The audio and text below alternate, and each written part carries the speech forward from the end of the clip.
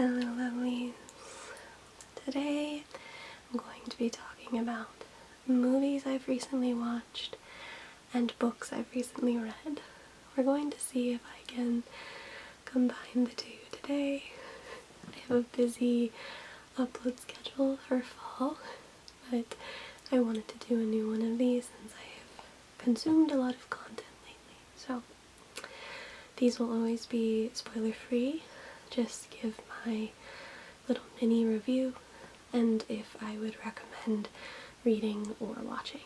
So we'll start with the movies and I will timestamp the books as well if you want to jump around. So I have my phone here with the details.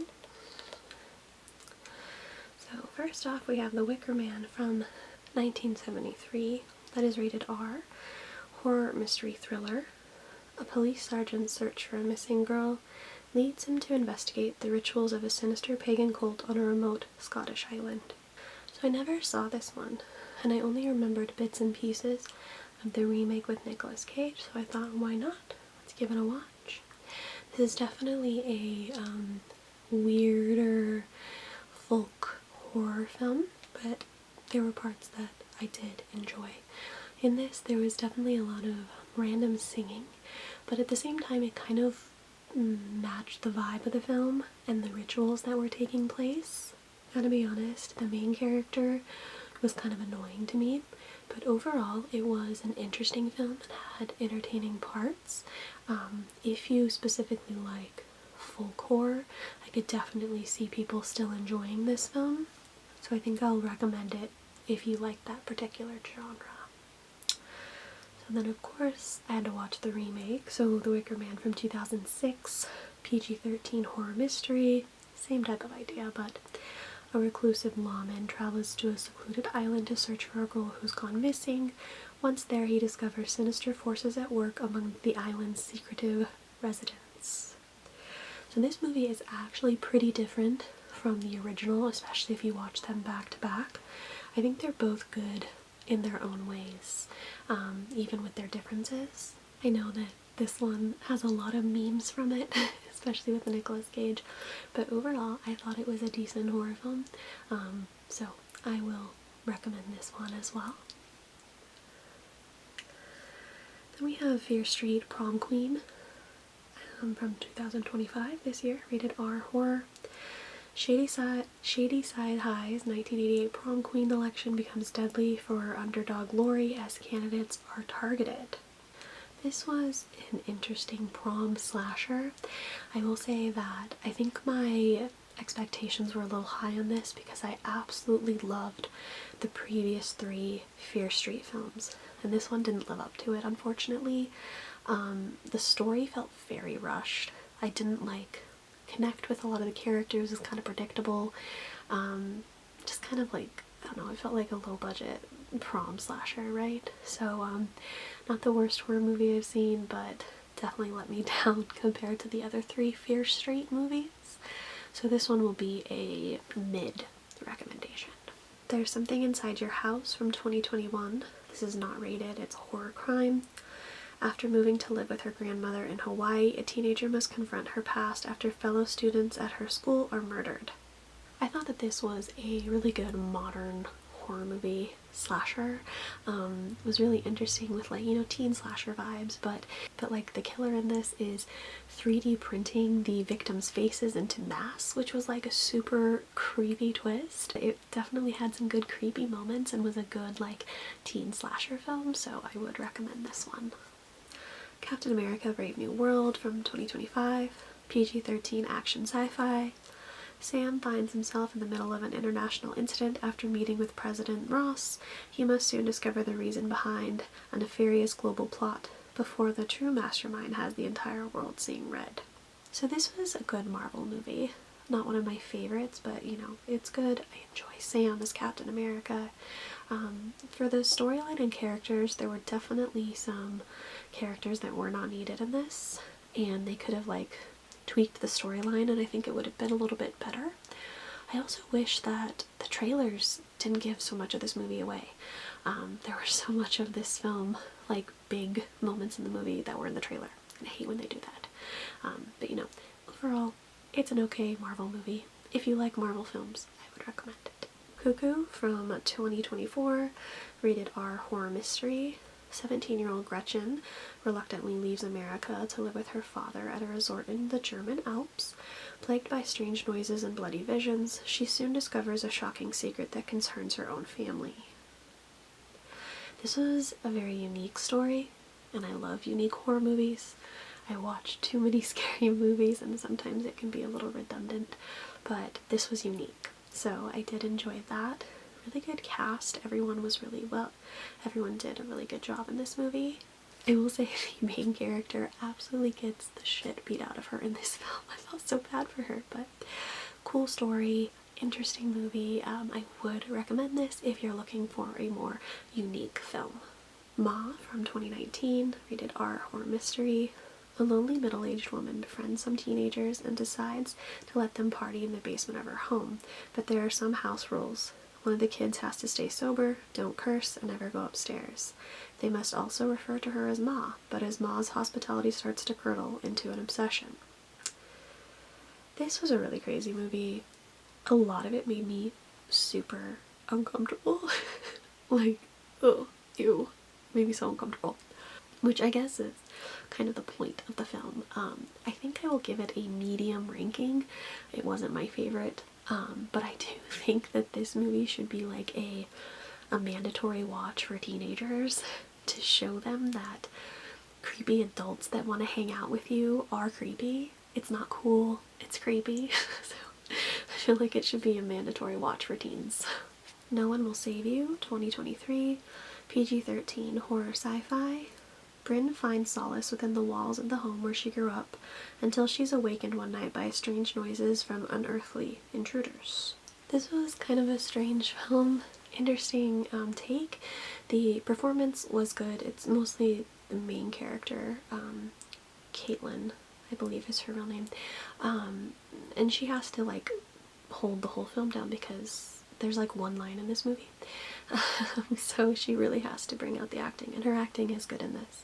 It's definitely an interesting take for a film.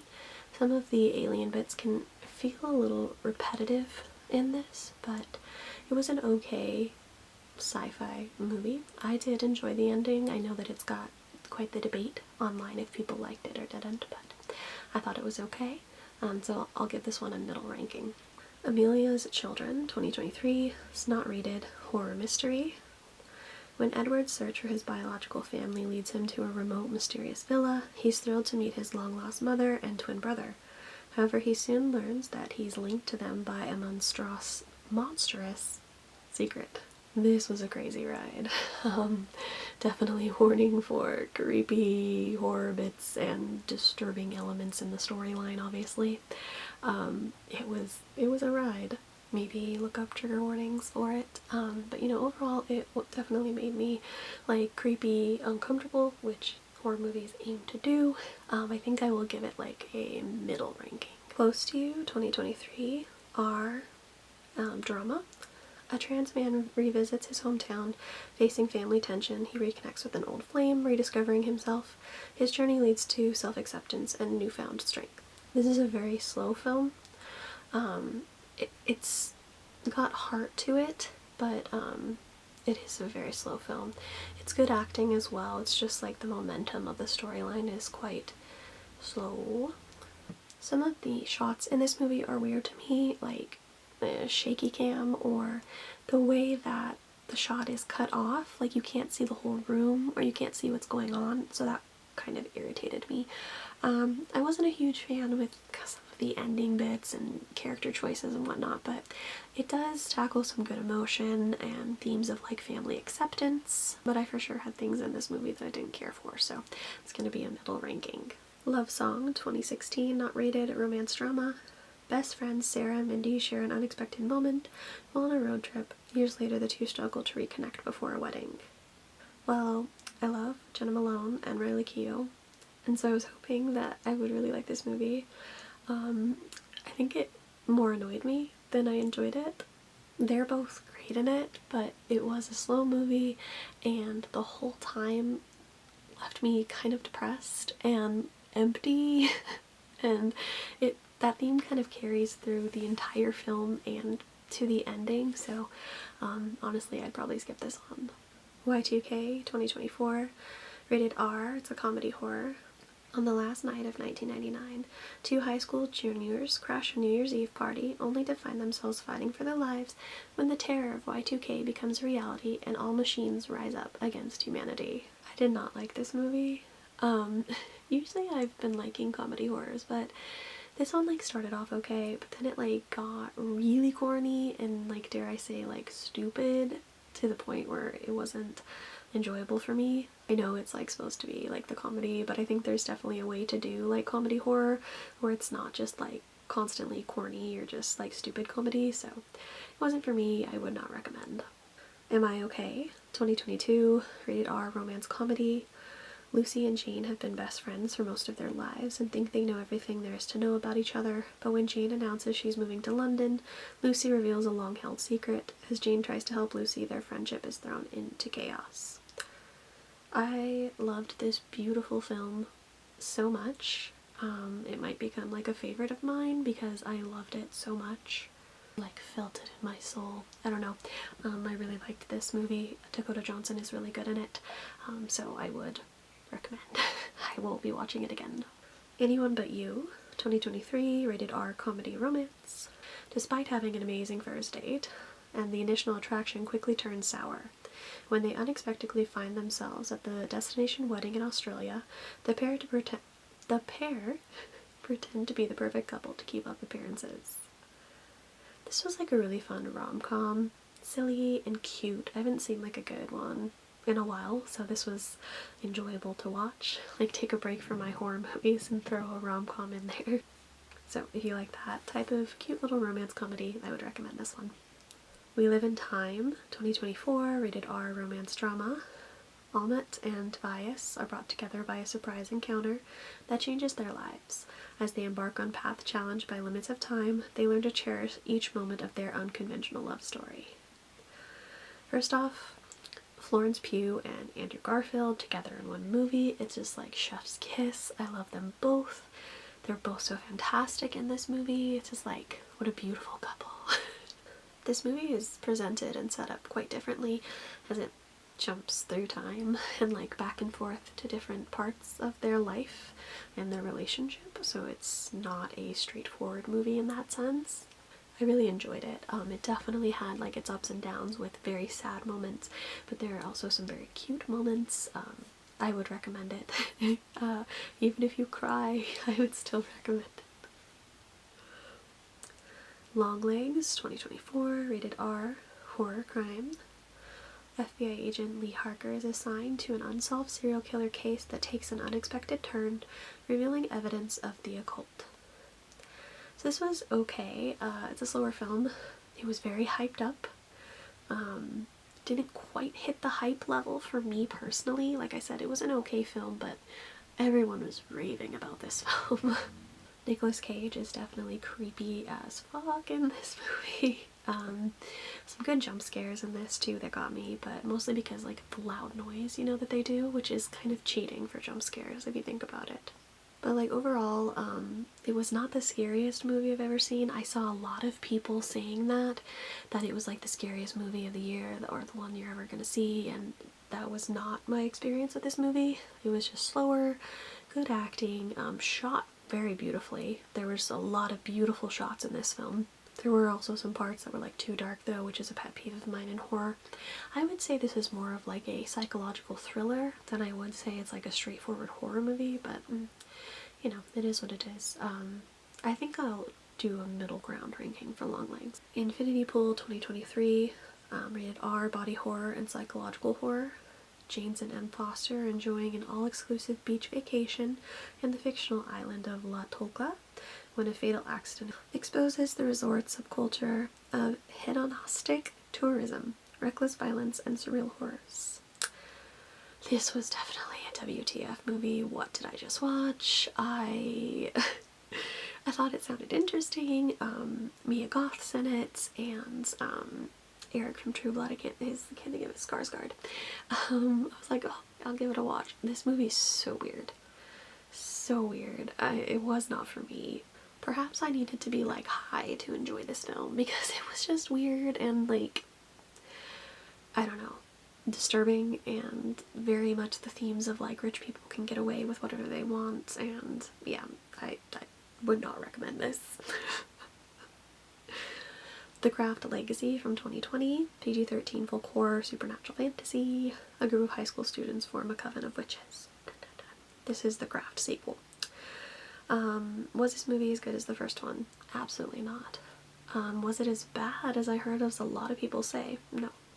I thought it was a decent witch film. It could kind of be like, the way they did this sequel could kind of be a standalone and not related to the Craft film, but they do connect it to the first one as well. They also kind of set up potential more movies, but I don't know if that's gonna happen. You know, this one came out in 2020 and it's going on 2026, so I don't know if that's gonna happen, but I would say middle ranking for this. Nice little witchy film. Watcher 2022, rated R, psychological thriller. A young American woman moves with her husband and begins to suspect that a stranger who watches her from an apartment window may be a serial killer. So logically, I would say this is a good thriller movie. Good acting, okay story, good shots. I'm just kind of a little bit over this type of trope or story in thrillers and horror. Like the idea that the main character like must be crazy so no one takes their suspicions seriously and things like that. It just left me a little frustrated, and I see that a lot in horror movies, so maybe it's just me. I'll give it a middle ranking because it was not a bad film, just some of those tropes I'm a little bit over. Nope. From 2022, alien monster horror. The residents of Lonely Gulch in the inland California bear witness to an uncanny and chilling phenomenon. This was not my favorite Jordan Peele movie. Not to say that it was bad. The acting was good. It was definitely a very interesting concept, but it's not my favorite from him. So I'll say middle ground for this ranking. Antebellum, rated R, folk horror, psychological horror thriller. Successful author Veronica Henley finds herself trapped in a horrifying reality and must uncover the mind-bending mystery before it's too late. What a mindfuck of a movie. So it's so much better with this to like not know anything, like don't spoil yourself on the storyline or anything like that, because it's just like crazy twists. Very good though. This movie like doesn't piss you off, there's something wrong with you, but everyone, the acting is really good in this. Jenna Malone plays an absolute psychopath though, oh my god. I usually like her movies, but screw this character, like absolutely not. I would recommend this. Maybe check warnings just to be on the safe side because it does deal with some heavier topics, but try to avoid like the plot if you can because you don't want to be spoiled on the twists. I saw the TV Glow, PG-13, coming of age, suspense mystery. A teenager just trying to make it through life in the suburbs is introduced by a classmate to a mysterious late-night TV show. This movie was so boring and weird to me. I do not recommend it. I saw a lot of people talking about it and it just was not for me. Like there were some parts where it was like, oh, the acting's kind of cool or the vibes of the movie are kind of cool, but like really I felt like it was kind of a waste of a watch. I do not recommend this one. Heartshot 2022, action romance. This is just a short film that is on YouTube. In the short film, teenagers Nikki and Sam are in love, planning their future together until Nikki's dangerous past returns to threaten everything. Definitely just like an interesting little short film. Definitely leaves off on a cliffhanger, but it is like a short film, so there's only so much time you can do with it. It's just like a interesting little watch. Like I said, it's on YouTube. 3 Generations, PG-13 drama.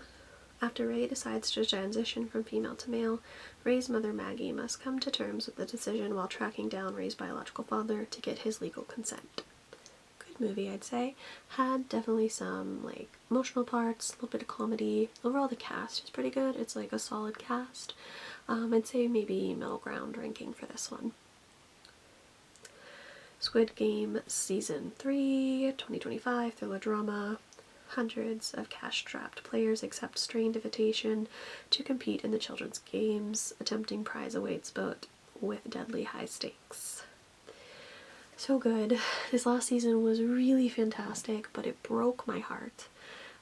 Obviously, I would recommend seeing the previous Squid Games seasons before you jump into the final one, but it was really good. But like I said, it broke my heart, so even more.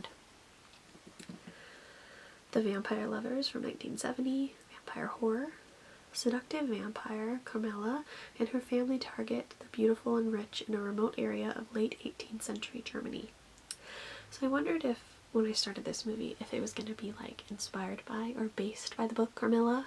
Definitely is, but with like 70s vibes, you could say, because it's like supposed to be the 18th century, but like it's 70s makeup and 70s hair, so you gotta like take it with a grain of salt. But overall, it's like a good like vampire movie, and I enjoyed it, so I'd recommend it. Ironheart 2025, superhero action adventure. Genius teenager inventor Riri Williams creates the most advanced suit of armor since Iron Man. I really enjoyed this show. I thought the characters were really good. I know like a lot of people like weren't watching it because they didn't advertise it enough, but they should have, because I really liked it. I can't wait to see future things with some of the characters. If you like Marvel, I would of course recommend this one. Sinners 2025, folk horror period drama. Trying to leave their troubled lives behind, twin brothers return to their hometown to start again, only to discover that an even greater evil is waiting to welcome them back. Amazing movie. One of the best of this year. I'm sure you've heard that, and that is my opinion too. Storyline, fantastic. Acting, wonderful. Cinematography, absolutely stunning in this movie. It's so beautiful. I love this movie. There is like a lot of good setup for these characters, so when things start to go dark, like you feel for the relationships and the ties that everybody has together. So yes, I would recommend this. Holland 2025, rated R, dark comedy mystery. A woman's picture-perfect quiet life in Holland, Michigan crumbles when she and a friend uncover a twisted secret in their midst. More than half of this movie is so boring and slow and tries to be a comedy, but the comedy fails pretty hard. By the time you get to like the thriller aspect of this movie, I was so over it. I just wanted it to be over. Acting wasn't really good in this. I think unfortunately this is probably the worst Nicole Kidman role I've ever seen, and I'm a fan of hers, but she was not very good in this movie. Like, this was not a good film. Like, I didn't like anybody. I don't recommend. Please don't waste your time. Superman 2025, PG-13, action adventure. Superman must reconcile his alien Kryptonian heritage with his human upbringing as reporter Clark Kent. I've talked about this. I did a video about Superman. I love this movie. I thought it was really good. I think that this version of Superman is fantastic. I like Lois. I thought Lex was great. Yeah, I would recommend this if you like Superman movies, or maybe even if you don't, because like it just left a lot of people feeling like they should be better. So I think it was a positive experience. Dexter Original Sin from 2024. TVMA crime drama. A young Dexter Morgan transitions into avenging serial killer.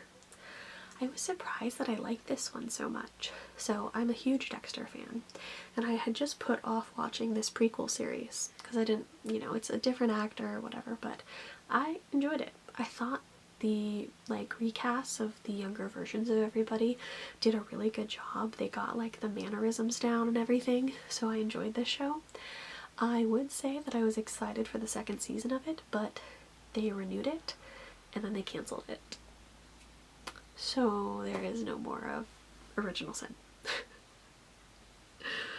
Imagine Me and You, 2005, romantic comedy drama. A newlywed bride becomes infatuated with another woman who questions her sexual orientation, promoting a stir among the bride's family and friends. I don't know how I feel about this movie. A lot of people recommended it, and the acting's good. you know, the people in it are good, but there's just like something about the story for me. Basically the whole plot is kind of like a cheating scandal, and I don't vibe with those. I don't like those type of couples, I guess. So I mean, it was an okay movie, but that's an irritation of mine, so I have to say like middle ground for it. Twisters 2024, PG-13 disaster action adventure. Kate Carter, a retired tornado chaser and meteorologist, is persuaded to return to Oklahoma to work with a new team and technologies. Good movie. Honestly, no real connection to the original.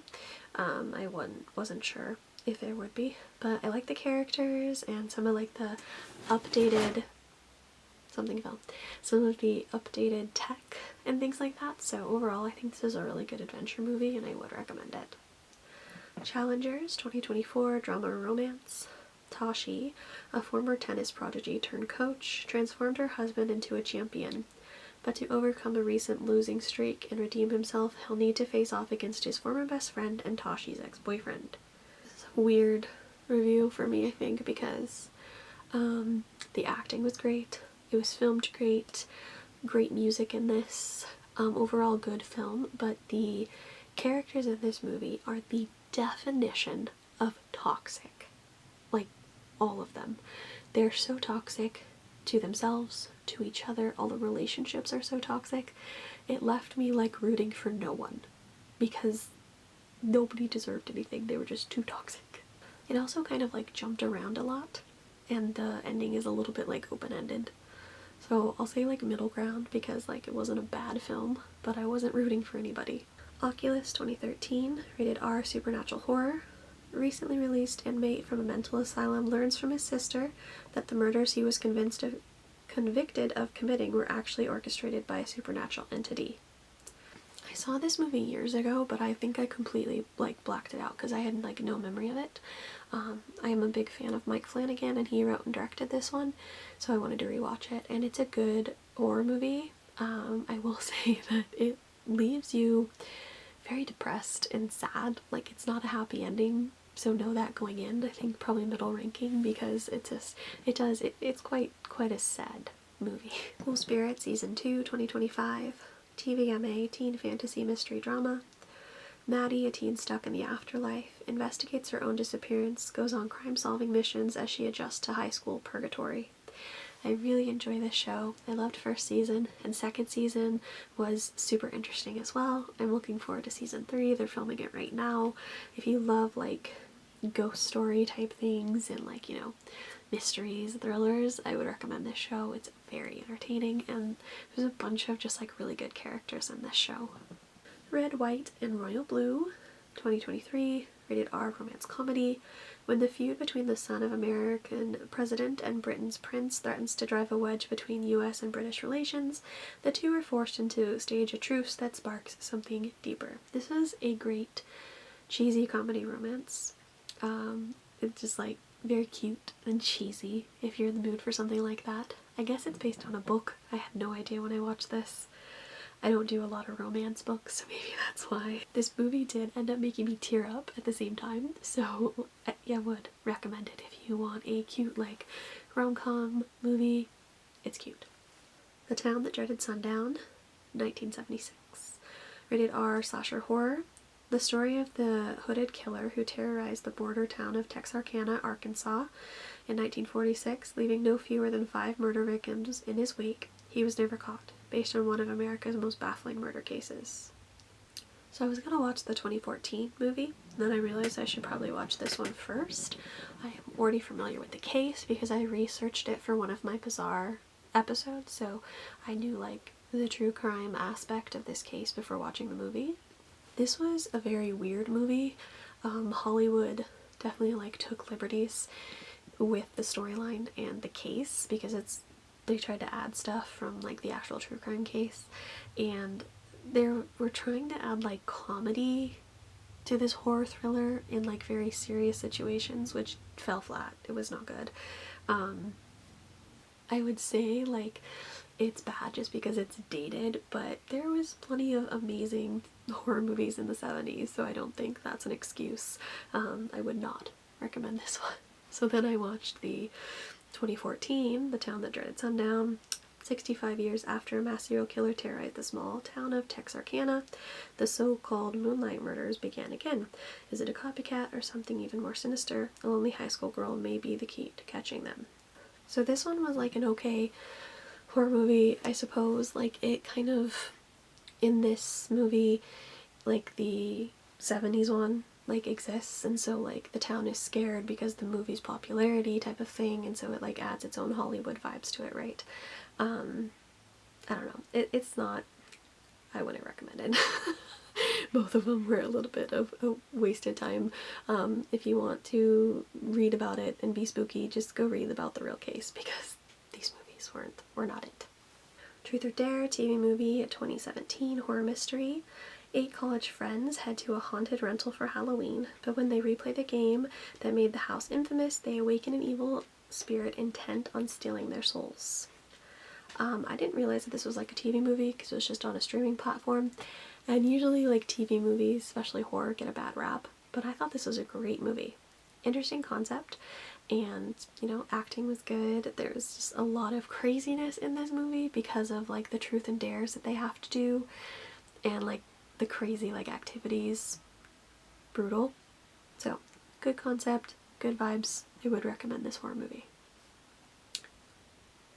He's Out There, 2018, rated R horror thriller. On vacation at a remote lake house, a mother and her 2 daughters must fight for survival after falling into a terrifying and bizarre nightmare conceived by a psychopath. Holy crap, this movie was creepy. I watch a lot of horror, we know this. It takes a lot for me to be creeped out, and this movie did it.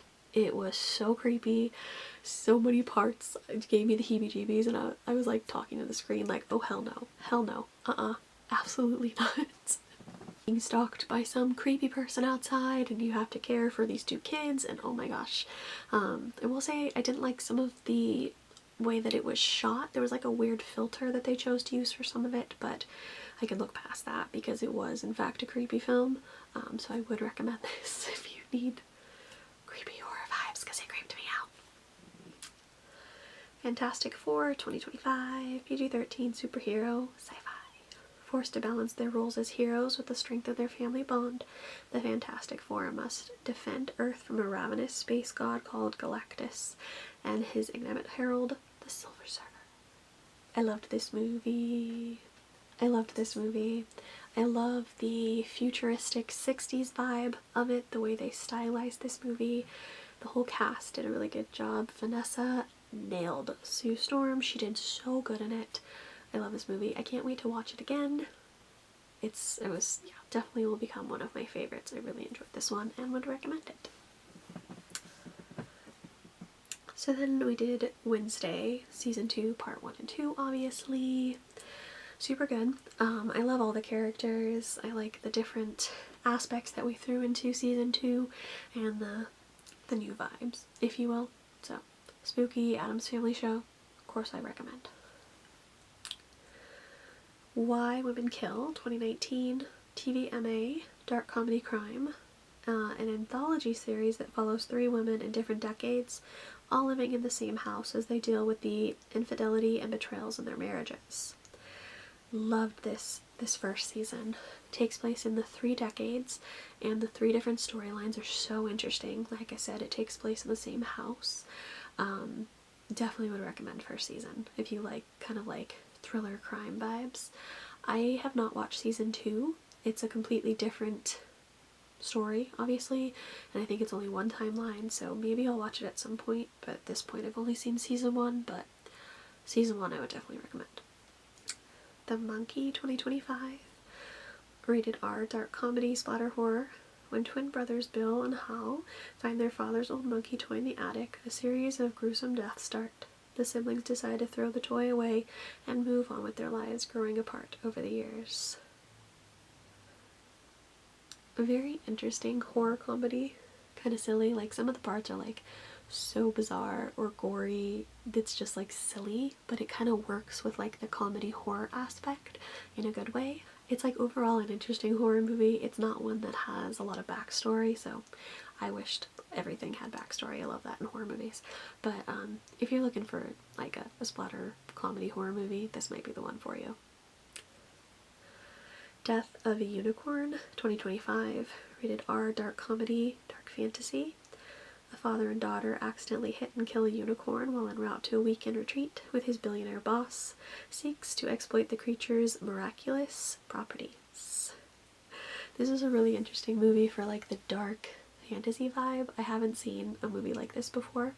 It has like the horror bits, but comedy thrown in as well. I mean, because Paul Rudd's one of the main characters and Jenna Ortega, so they have really good comedy chemistry, if you will.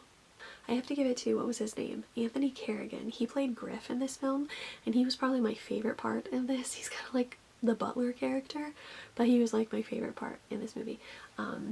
Definitely like makes you like hate humans, which I already do, so no shocker there. But dark fantasy, if you're into that, I would recommend. Interesting movie. The Bye Bye Man, 2017, PG-13 horror mystery. Three friends stumble upon a horrific origins and mysterious figure they discover is the root cause of the evil behind unspeakable acts. I think I saw this movie before, and I completely forgot about it.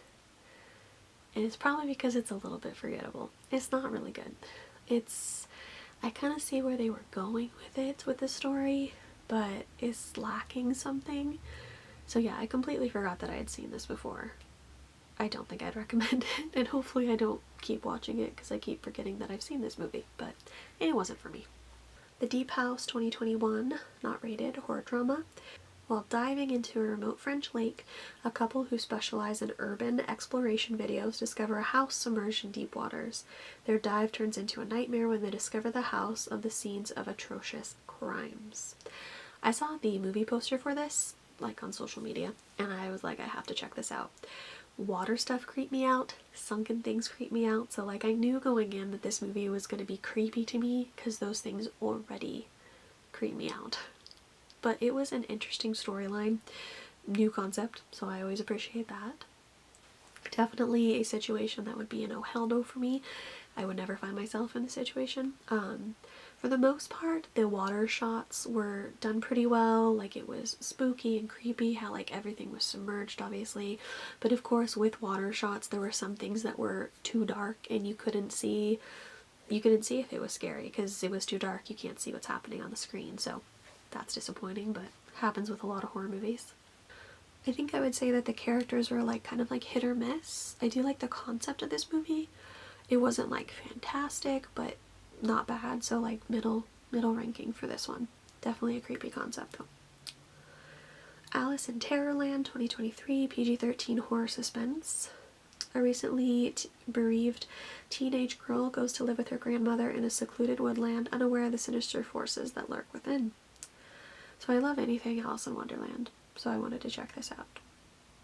It's just kind of like a creepy film inspired by Alice in Wonderland. It's very dreamlike. Like, the storyline is like kind of like mushed because it's like very like dream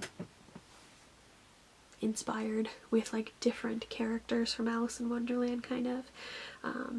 I kind of see what they were going for, but it wasn't like 100% successful, so I'll say like a middle rating, like middle to no, I would say, because like it's not amazing, but I like everything else. Wonderland, interesting concept. Going to sit back. My back hurts. The Haunting of Margam Castle, 2020, TV-14 supernatural B-horror. A team of American traveled to Wales to conduct a study on Margam Castle, one of the UK's most haunted buildings. I think I knew that this movie was going to be bad before I started it, but I just decided to watch it anyway because I wanted to watch something spooky, but it was in fact bad. Like, the story's not good, the acting's not good. It's just like a basic like spooky house type movie where like the investigators go in, you know, it's pretty basic and nothing to write home about, so I'm gonna say skip this one. Lake Mungo, 2008, rated R, found footage horror mystery thriller. Strange things start to happen after a girl is found drowned in a lake. So I went into this movie totally blind. I know it's been out for a while. A lot of people recommended it. I didn't know anything about this movie, which was probably good. And it was a very interesting, spooky concept.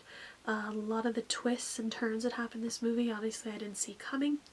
It's probably one of the best, like, mock-umentaries, you know. It's filmed as if it's like a documentary, but it's not real. Probably one of the best ones I've seen. Really well done. It got, like, the creepy aspects, the emotional bits, really good acting. So, yeah, I would recommend this one if you haven't seen it. An American Werewolf in London, 1981, rated R horror comedy. American college student David and Jack on a walking tour of Britain are attacked by a werewolf that has and locals will admit exists. My friend made me watch this one and it was good. It was a good werewolf movie. I just had never seen it before. Definitely good comedy, and I like the mythology of the werewolf in this and its victims. I won't spoil, but I did enjoy like the backstory of that. And overall, if you're looking for like a comedy, it's like a fun like Halloween movie, I would say. Comedy with werewolf and horror bits, yeah, I would recommend it. Abigail, 2024, rated R horror comedy. After a group of criminals kidnap the ballerina daughter of a powerful underworld figure, they retreat to an isolated mansion unaware that they're locked inside with no normal girl. I didn't know that this was horror comedy going in, so I was pleasantly surprised because it did the horror comedy mashup really well. It had me laughing even when like crazy blood and gore is going everywhere. It had me giggling, so they were successful on that point. Really good cast and overall good storyline, so I think I would recommend this to you guys as well. I don't know how old Alicia was when she played Abigail, but she was fantastic in this too, so props to her. Resort looks like I forgot to write down the description. It's basically these silly group of friends that want to go to this particular resort because one of the girls is like writing a book on it, and it's like a deserted Hawaiian resort and you're not supposed to go there, blah blah blah blah. Very boring. Not very good acting. I clearly would not recommend it.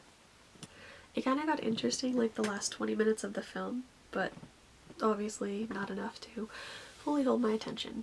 Don't recommend. Death Ship, 1980, rated R horror adventure. A mysterious ghostly freighter rams and sinks a modern-day cruise ship whose survivors climb aboard the freighter and discover that it is a World War II Nazi torture vessel.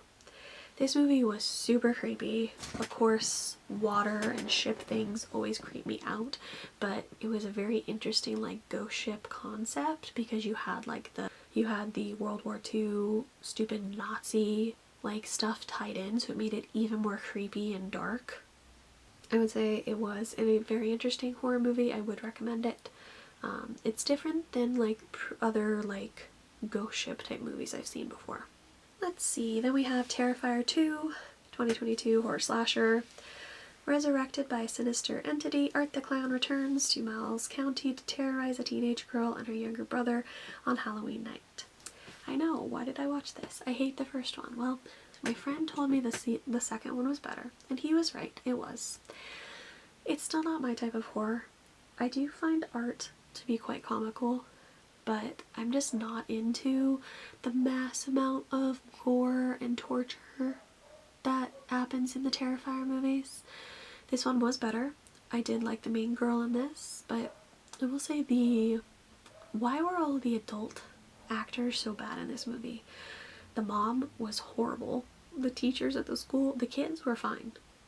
And Art, he was fine. But like the other adults in this movie were really bad actors. I don't know. Kind of weird. I guess I'll say like mid-range ranking if you like that type of horror. I don't, but it was better than the first one. I don't know. Crawl, 2019, rated R disaster monster. Gigantic alligators swarm around a woman after her father as flash floods engulf their home. So water stuff already creeps me out. Gators freak me out. I don't know how you guys live near gators. It would scare me to death. So of course this movie is creepy and is just crazy with water and flooding, and then of course you have to be careful in the water because there's these alligators everywhere. it's a good adventure film, I'd say. If you like those type of movies, I would recommend it. Very entertaining. The Loved Ones, 2009, rated R splatter horror. When Brent turns down his classmate Lola's invitation to prom, she concocts a wildly violent plan for revenge. Not a bad movie. Not my type of horror. As I've said, I don't really get into like the torture, really gory like horror movies, and this was very much that. Had some really disturbing aspects of it. I don't know. A lot of people like this movie, so it's probably just me, but just not my type of horror. I do think that the main girl in this movie was probably one of the craziest horror characters I've ever seen. She was batshit insane. So, I personally wouldn't recommend this. Maybe you'd like it. It wasn't for me. They, from 2002, PG-13 supernatural horror. A psychology student and her friends start to have nightmares, resulting in strange marks appearing on their bodies. So I could see how this movie would have been creepy back in the day. Like, little Cassie would have been freaked out by this film because a lot of it is like, you can't see the monsters in the shadows and just like creepy noise. It would have freaked me out. As an adult, maybe not so much. It's not a bad film. Just I think it was lacking a little bit when I watched it. I had mentioned that I don't like the trope where everyone just assumes the main character is like crazy and like nothing's actually happening, and that goes into this too. Like, they must just be crazy, nothing's happening, and so I don't like that part of movies, so it's probably like a middle ranking for me. Significant Other, 2022, rated R sci-fi folk horror. Follows a young couple who take a remote backpacking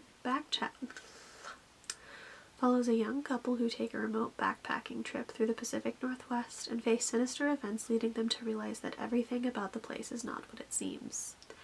This was a great sci-fi thriller movie, probably one of the better ones I've seen in a long time. It had me thinking like one thing, like, oh yeah, I know what's gonna happen. Oop, nope, twists and turns. Oop, no twists and turns, which I like. I like to be surprised in movies, so that's good. I feel like Makia Monroe, who's the main girl in this, is kind of becoming a modern day scream queen. She's been in a couple different things. She was in Watcher that I mentioned, and Long Legs, and now this, so she's really good. So if you like sci-fi vibes, I would recommend this movie. Then I watched Presence from 2024, rated R psychological horror. A family becomes convinced they are not alone after moving into their new home in the suburbs. So this was an interesting movie. It's not like in your face scary, but it's definitely creepy. This movie is really unique because it's filmed from the point of view of the spirit. So you kind of get really long shots, like filmed really long, and like the spirit watching the main characters, because you're essentially like the spirit. You're watching them interact. So very interesting concept. Definitely a couple of crazy characters that I wanted to beat up in this, but it is an interesting horror movie and I would recommend it. The Boogeyman, 2023, PG-13 supernatural horror. Two sisters grieving the recent death of their mother without receiving much support from their father. A therapist who is dealing with his own grief must face a supernatural entity that feeds on suffering of its victims.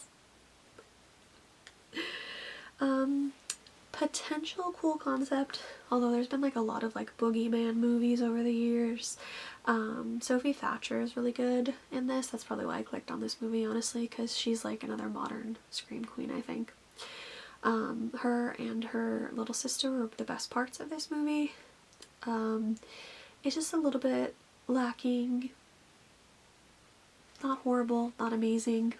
Lots of dark parts where it's like, I can't tell you if I'm supposed to be scared because I can't see what is happening. Definitely like the horror movie dad tropes, definitely in this. Like I said, the girls were the best part of it, and I'd probably say like just like a mid ranking for this one. Hypnotic, 2021, TV-14 horror mystery. A young woman seeking self-improvement enlists in the help of a renowned hypnotherapist. But after a handful of intense sessions, she discovers unexpected and deadly consequences. Creepy concept for sure. I clicked on this because Kate Siegel is in this and I love her. Overall, I would say it was a really good thriller movie. Very much like Mind Games, right? Good acting. Yeah, just a quick little thriller that you could watch. I would recommend this one. And then the last one that I have watched recently at the time of filming this is A Sacrifice from 2024. American psychologist Ben Monroe investigates a local cult connected to a disturbing event while his daughter becomes embroiled with a mysterious local boy. Is Monroe like the popular name in horror movies? I feel like a couple of these characters have had the last name Monroe. Anyway, super slow movie. Neglectful parents. Stupid characters listening to creepy people and trusting people you don't know. Don't watch this movie. I had to make myself finish this. I thought, like, because I knew some of the actors in it, I was like, this sounds interesting. I'll put this on while I work. No, don't watch this. Not recommend. Alright, so that is the movie and show portion of this video. I'm going to rest my voice for a little bit, and then I'll start with the books. I have no idea how long this video is going to be. Hopefully you like to listen to me rambling. And I'm back. Welcome to the book section of this video. Sugarland. Mystery thriller. Sometimes the darkest mysteries are homegrown. When Zypher Nelson returns home to look after her ailing mother, she discovers that her younger brother, Cotter, has become obsessed with a malevolent influencer on a mysterious voice app. I can't say that this one was like too thrilling of a book because you kind of have all the answers at the whole time. Like there's no like thrilling aspect to it. You know everything that's happening. The villain is kind of an annoying character, as are like some of the side characters like that dismiss his actions just because he's a teenager, like very red flaggish. I did like some of the like side characters, I guess you could say, and they're part of the book, but like I don't know if like the story really came together and the ending was like a bit abrupt, so I'm gonna not recommend this book. Merciless Waters, horror fantasy. Aboard the ship Skyla, there is no future or past. Jack, her fickle lover Lily, and their all-female crew exist in an endless present. It's better this way. At least it keeps Lily by Jack's side, where she belongs. But the meddling gods care little for Jack's longing, and despite her protective rituals, their punishment arrives all the same. A man adrift on the open ocean, delivered to snatch Lily from Jack's arms forever. This was a really great dark fantasy book. The characters are not perfect by any means. They are quite toxic. It's like a bit of a toxic relationship, but it's a great dark fantasy. I love the whole like kind of piratey vibe, ocean vibes, magic. I really enjoyed this one, so I would recommend this book. Townie by Neil Patel, short story LGBT. A sharp, haunting story about identity, connection, and trust built and broken. A very sad short story. Like some of the characters like had potential, but again it's a short story, so like you didn't have the time for them to grow, I guess you could say, and the ending pissed me off so bad. It reminds me why I hate people, so I think because of that, like I can't recommend this book because it annoyed me so badly. Daddies. Joseph, I'm sorry, I've been reading a lot. My voice is going in and out for this video. Daddies. Joseph is having a comically rough year. His job sucks, his relationship ended, he's plagued by prank phone calls, and he nearly lost his father to the virus. When his best friend asked him to donate his sperm so that he can start a family, Joseph just can't understand why anyone would bring a child into this world. This is an interesting visit to COVID times because it takes place during that, obviously, but it was kind of a boring book, and then like a random twist in this made it so odd, like just totally out of left field. and it just kind of like left you off. I don't recommend this book. Crimes of Passion, romance. Press play on this funny, sexy short story about rival true crime podcast hosts forced to play nice and work together when in reality all they want to do is kill each other.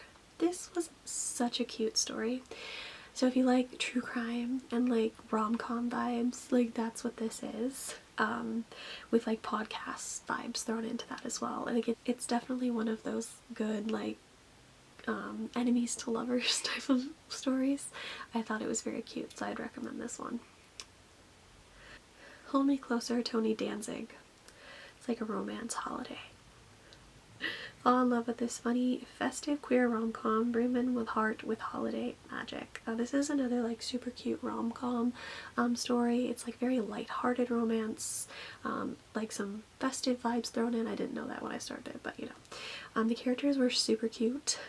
I did enjoy this read. Maybe I'll reread it for the holiday season because it was just like, just a cute little book. So yeah, I would recommend it. Carmilla is a classic gothic horror. In an isolated castle deep in the Austrian forest, Laura leads a solitary life with only her ailing father for company, until one moonlit night, a horse-drawn carriage crashes into the view, carrying an unexpected guest to the beautiful Carmilla. So begins a feverish friendship between Laura and her mysterious, entrancing companion.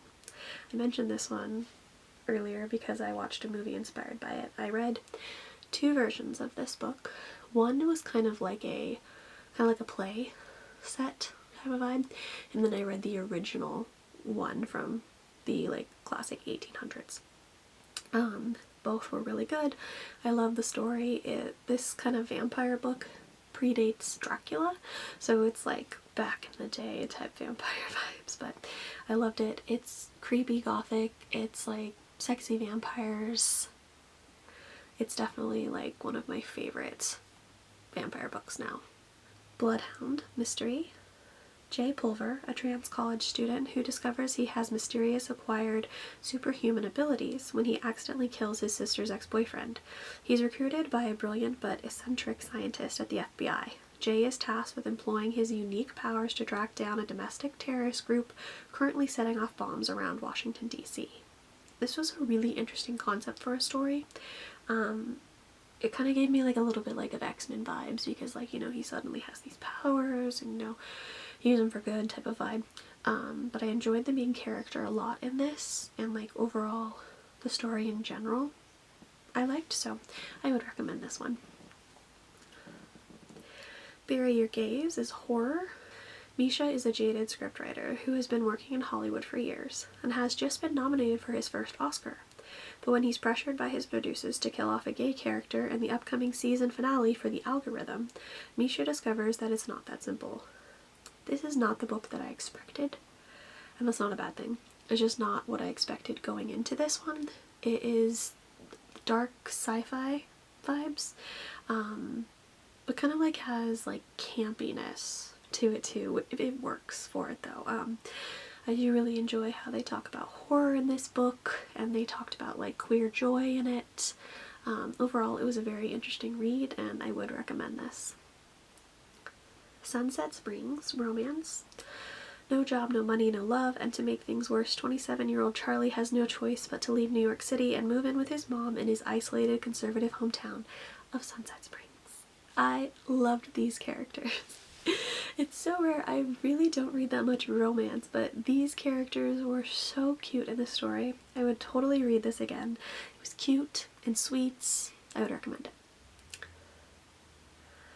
100 Poems Every Child and Adult Should Know. I mean, this was just like, as it says, bunch of mix of poems. Lots of different like genres or themes and vibes. So if you're into poetry, of course, I would recommend it. I really like poetry. Got really back into poetry last year and this year, so. The Deep fantasy. Her people, water-dwelling descendants of pregnant African slave women thrown overboard by slavers, live idyllic lives in the deep. Their past, too traumatic to be remembered regularly, is forgotten by everyone save one, save the historian. This was a beautiful book. Really captured like emotion really well. very interesting characters, and it like touches on like living with the guilt or like responsibility of having to care for others, like when it's kind of like your only option or they won't survive. I see myself rereading this book just to catch more details because it really is a beautiful book, so I would recommend this. It Came from the Closet, horror nonfiction. Through the lens of horror, from Halloween to Hereditary, queer and trans writers consider the films that deepened and amplified and illuminated their own experience. So this was a super fascinating book. It's nonfiction, and it is a bunch of different people and their perspective on horror and how it influenced their lives, how they related to it in like the queer community and things like that. It was just super interesting, different people's perspectives. I had also seen all the movies referenced that the different people talked about, so I think that made me enjoy it even more because I knew what films they were talking about. But as a horror lover, I really thought this book was interesting, so I would recommend. The Veil is just horror. Sally has recently left an unfulfilling job to volunteer at a living history museum, where she is assigned to the death house. Every day she dons Victorian mourning garb and describes traditional funeral services to tourists. It sounds depressing as hell, but for Sally, it's less depressing than her tepid marriage to her childhood sweetheart. This becomes all too clear when she accidentally travels through time and space to a liminal world where the ghosts of the Living History Museum haunt its grounds. This is a short and sweet read. It's very interesting read as well. Life choices and whatnot. This is very much a the grass isn't always greener on the other side type of book. I would recommend it, and it's a short little one. Bloom, horror romance. Rosemary meets Ash at the farmer's market. Ash, precise, pretty, and practically perfect, sells bars of soap, delicate pastel colors, sprinkle-spacked cupcakes stacked on scalloped stands, beeswax candles, jelly jars of honey, and glossy green plants. Ro has never felt this way about another woman. With Ash, she wants to be her and have her in equal measure. But as her obsession with Ash consumes her, she may find she's not the only one doing the devouring. This was a fascinating, interesting story. Cute parts, crazy parts, WTF parts, I would say. It's a little predictable, but I still enjoyed the read, so I think that's good. Except I will say, like, the very ending I did not see coming, so that's something. Overall, I would recommend this book, and I would probably reread it, see if I missed anything. Kindred, historical fantasy sci-fi. Dana, a modern black woman, is celebrating her 26th birthday with her new husband when she is snatched abruptly from her home in California and transported back to antebellum South. Rufus, the white son of a plantation owner, is drowning, and Dana has been summoned to save him. Dana is drawn back repeatedly through time to the slave quarters, and each time the stay grows longer, more atrocious and more dangerous, until it's uncertain whether or not Dana's life will end, long before it has a chance to begin. I was told to give this writer a second chance because I had problems with the first book that I read from her, and I'm glad that I did because this book was fantastic. It's a really good like historical sci-fi thing because you're going from, it's like time travel, she's like in the present and then she's like sucked back into time to this dark world. I really liked the main character in this. She was fantastic, and like the villain, he was so frustrating. I mean, it's obviously he's a villain character, but I have not had a lot of hate for a character as much as this one because he was just like so selfish and so frustrating. I hated him, but that's like the point. Even when like I don't know if you were meant to hate him the whole time, like it's supposed to like slowly, I was like, no, I don't like him already. But it was a very super interesting concept. I would recommend this if you like the historical sci-fi aspect. The Hiking Trip, thriller mystery. Maisie leaves her home life in the UK to hike the West Coast Trail in Canada. She meets brother and sister, Sarah and Rick, and what begins as a fun-filled experience in a beautiful secluded setting quickly turns sour. This book was amazing to me. If you like thrillers and mysteries and true crime, I would recommend this. I do read a lot of mystery, so I guess some of the things coming throughout the book, but there were other bits that did surprise me, which is always good when that happens. And just overall, I liked the the pacing of this book and like the setup, you could say, of it. It was a really good read, and I'd probably read it again, see if I miss anything, but I would recommend this one. M to WTF, nonfiction memoir. Samantha Allen, award-winning journalist and author of The Real Queer America, delivers an intimate look at the unexpected, hilarious moments of her gender transition. This was a very funny book. It's very true, just very open and honest. It's like a very entertaining read. So if you're interested in those topics, I would recommend this one. Another Name for the Devil is horror. Gabriel has spent the last decade trying to forget their best friend, the first boy they ever loved, Jacob. Ripped away from each other in the midst of family tragedy, Gabriel grieved for Jacob alone, surviving in their small religious town before finally breaking free to attend college, where they found new friends and the relationships to pursue. To Gabriel and Jacob became a distant memory, until one fateful Halloween, when the two were reunited and Gabriel couldn't be happier. Now as adults they can find and comfort and love as they desired in their adolescence.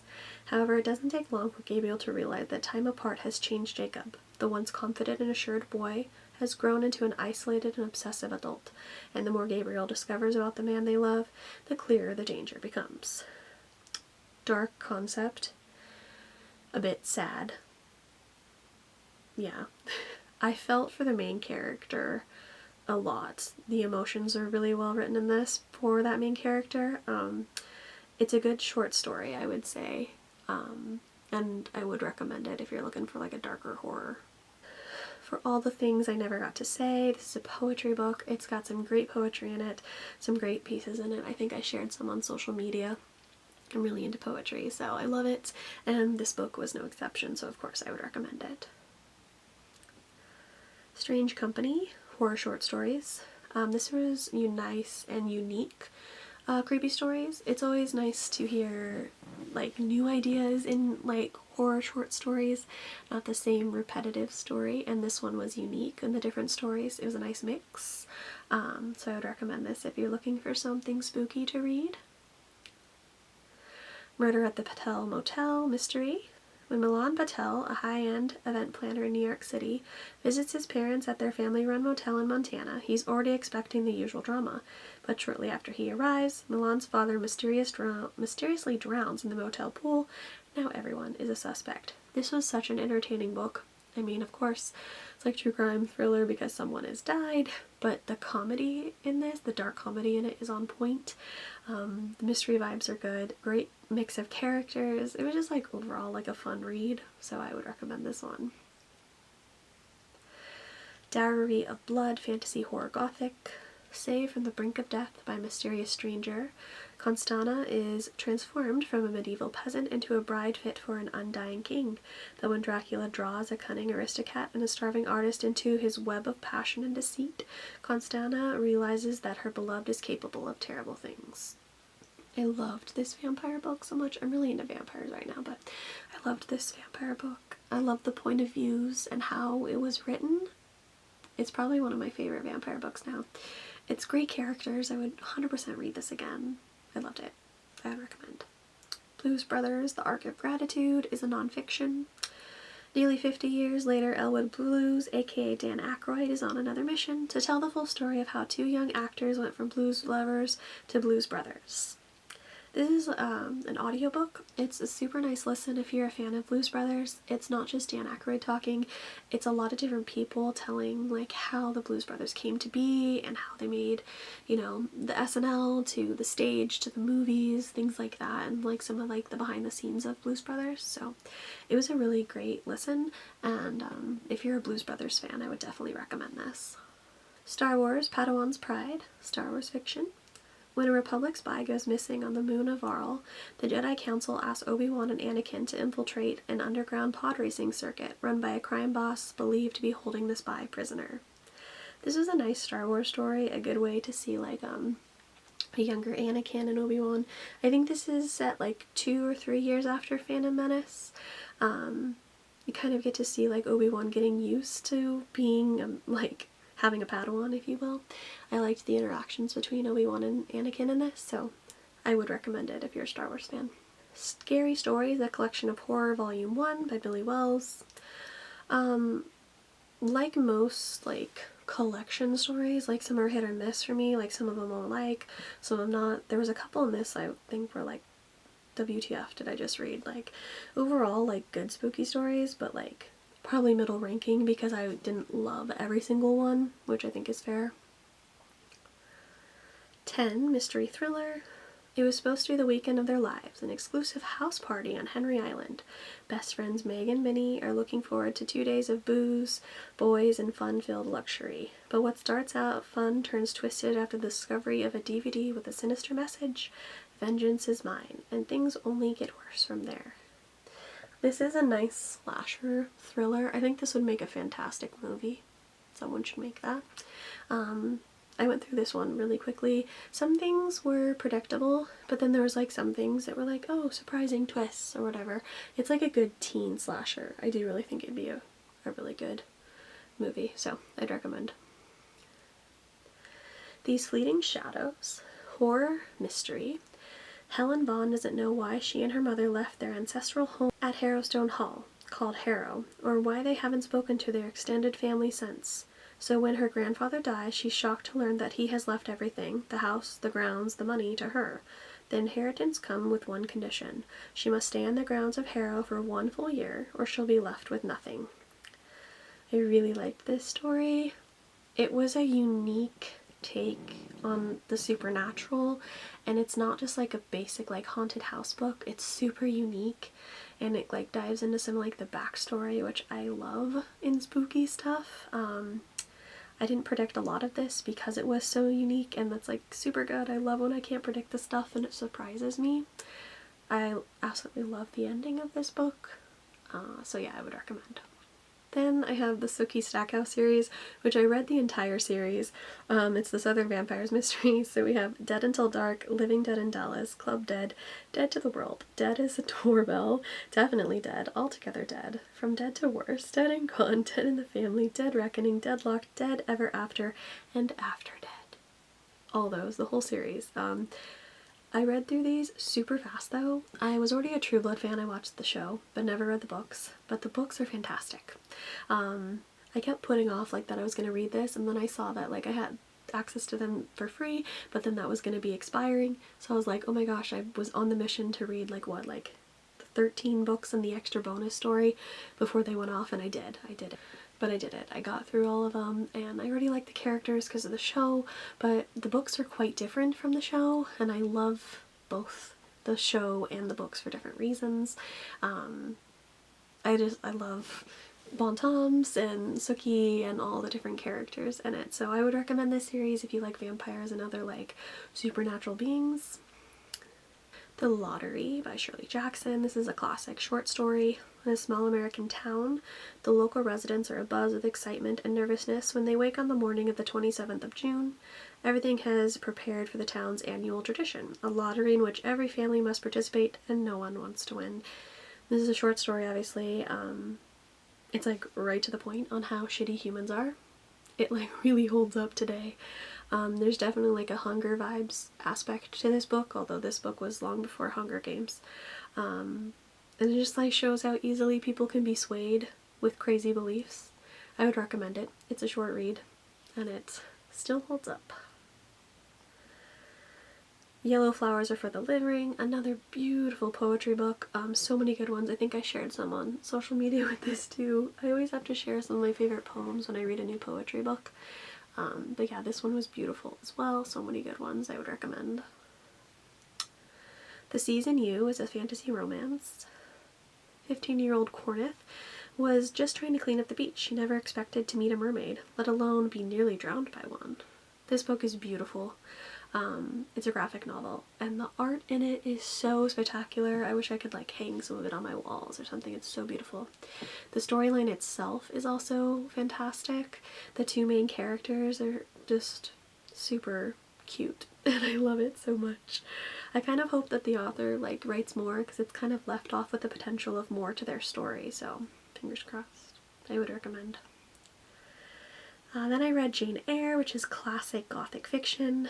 Charlotte Bronte tells the story of orphan Jane Eyre, who grows up in the home of her heartless aunt, enduring loneliness and cruelty. This troubled childhood strengthens Jane's natural independence and spirit. I loved this book. I was surprised I loved it so much, but it was on my list of like read someday, and I'm glad that I did because I really enjoyed this. I went through it pretty quick too. I just like really love Jane's character and like her vibe. I need to watch one of the movies. I haven't seen any of the Jane Eyre movies, but now that I've read the book, probably appreciate it a little bit more. I would recommend. Still Mad About You is a romance. Years after being locked in a fierce high school rivalry, Danielle Green and Asher Williams are forced to team up again. Their high school reunion in New York. As they set up citywide treasure hunt for their former classmates, old tensions reignite along with unexpected sparks. This is a short, just like little rom-com story. I was familiar with the author and I liked some of her previous stuff, so I gave this one a read. And it's just like a short little rom-com if you're looking for something cute, nothing too serious, so recommend. Probably like a mid-recommendation if you're looking for something like that. The Watchers, horror fantasy. The forest isn't charted on any map. Every car breaks down at its tree line. Mina is no different. Left stranded, she is forced into the dark woodland only to find a woman shouting, urging Mina to run to the concrete bunker. As the door slams behind her, the building is besieged by screams. Mina finds herself in a room with a wall of glass and electric light that activates at nightfall, when the Watchers come above ground. These creatures emerge to observe their captive humans, and terrible things happen to anyone who doesn't reach the bunker in time. So I loved this movie. It has Dakota Fanning in it. I didn't realize it was a book. Wanted to read it, and I love the book just as much. Very similar to the movie. I think it was a really good movie adaptation. I kind of want to rewatch it, because it's pretty close to the book until like the ending kind of switches a little bit, but anyway, the book is really good. I love the like Irish vibe to it and like the folklore, so I would recommend this one. The Remaking, horror paranormal. Ella Louise has lived in the woods surrounding Pilots Creek, Virginia for nearly a decade. Publicly, she and her daughter Jessica are shunned by their upper crust family and the Pilots Creek residents. Accused of witchcraft, both mother and daughter are burned at the stake in the middle of the night. Their story will take the shape of an urban legend, as it's told around a campfire by a man forever marked by the boyhood he encounters with Jessica. This was a very interesting concept for a story because it like starts with the basis of the story, then it like becomes the campfire legend, and then they're like making a movie about it, and then there's like a remake, so it's different time periods of this like urban legend of Jessica and her mom, which is a very interesting concept, like the remaking of their story, right? I definitely liked the beginning and middle of the book more. The last part of the book was okay. It lost me a little bit, I will say. It kind of dipped down. But the first half of the book was very interesting. So because of that, I would probably give it like a middle ranking. Scary Stories, a collection of horror volume 2. Just something quick to read with like some random horror stories. It's not amazing, it's not horrible, it's just like very quick writing. I'd say it's like not very detailed, so just kind of like directly to the point story, so definitely like middle ground if you want something spooky, but it's not like fantastic. And then the latest book I've read as of filming this video is Alice Through the Looking Glass, classic fantasy. When Alice passes through into the Looking Glass world, she suddenly finds herself in a bizarre and chaotic chess game that leads her on an unforgettable adventure. So this is like the Alice in Wonderland sequel. I'm Alice in Wonderland fan. I liked the first book, the movies, etc. I didn't like this one. It felt really weird. I mean, I know Alice in Wonderland is weird, but it just felt like confusing and off. I don't know. I'd probably just stick to the first one. I think that book is good, but I wasn't too much of a fan of this sequel, which was a little surprising to me, but you know. Alright, as of right now, those are the books and movies that I have consumed. I hope you can take some recommendations. As we move more into fall, I can't wait for more spooky stuff, although that's a year-round thing for me.